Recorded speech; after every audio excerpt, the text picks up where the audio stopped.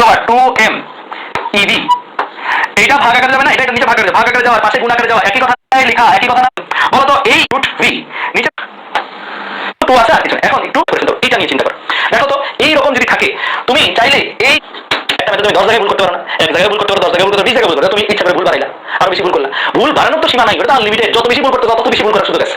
কিন্তু সঠিক কথা বাইরে দিছে, ঠিক আছে? কাট দিয়ে বল,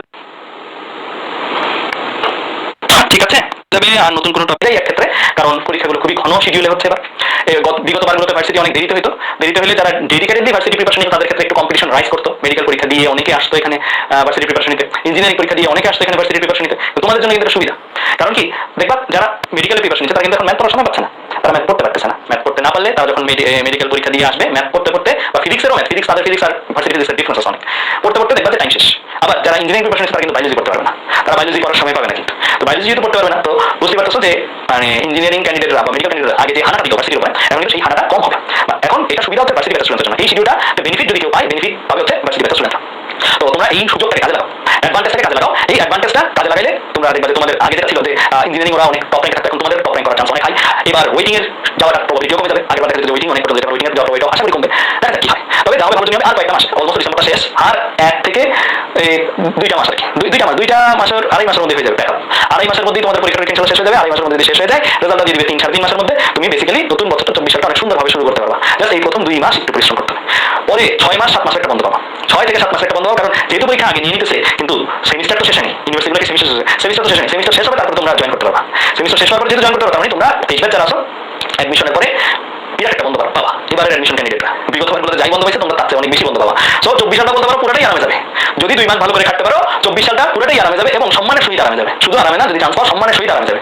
নট লাইক যে ভ্যাকেশন কাটাচ্ছ, বাট অলসো অ্যাপ্রিসিয়েশন পাওয়া চারপাশ থেকে। দেখবা যে সবাই অ্যাপ্রিসিয়েট করছে কিভাবে তুমি পাইছো, কিভাবে তুমি করছো। মানে মোটামুটি আমি এতটুকু বলতে পারি, তোমরা চান্স পাওয়ার পরে 6-7 মাস যদি ব্রেক পাও, ওই 6-7 মাসে তোমরা স্বাবলম্বী হয়ে যেতে পারবা ইনশাআল্লাহ। ওই 6-7 মাসে তোমরা স্বাবলম্বী হয়ে যেতে পারবা, তোমরা টিউশন শুরু করে দিতে পারবা, তোমরা বিভিন্ন জায়গায় পার্ট টাইম জবও শুরু করে দিতে পারবা। ভালো জায়গায় চান্স পাইলে দেখবা যে তোমাদেরকে আমরাই নিয়ে নিচ্ছি, আমাদের এখানেই অনেক জব স্কোপ আছে। তো বিভিন্ন টেক বলো, বিভিন্ন জায়গায় বলো, এখন সুযোগ অনেক বেশি।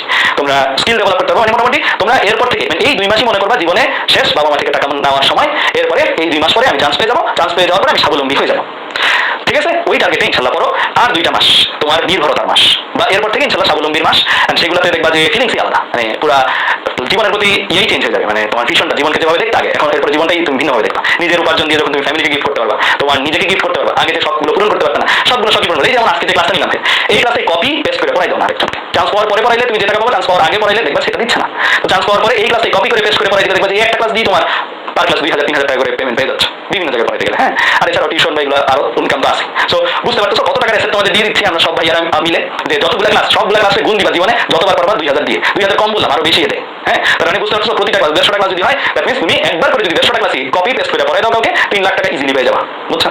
এটা 7 মাসে তুমি মিনিমাম 4-5 বার পড়াইতে পারো, 4টা-5টা এরকম ব্যাচ পড়াইতে পারো, 4টা-5টা স্টুডেন্ট পড়াই দিতে পারো। ঠিক আছে?